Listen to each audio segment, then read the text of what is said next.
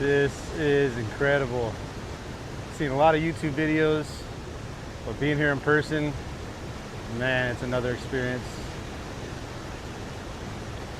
Wow.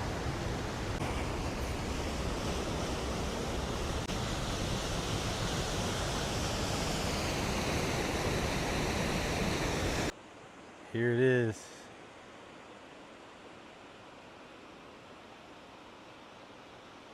Man, the video just does not do justice how clear and blue and beautiful the water looks.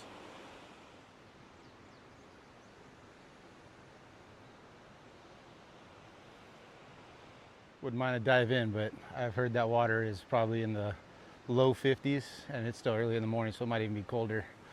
But might wash my face off to get all those dang cobwebs off.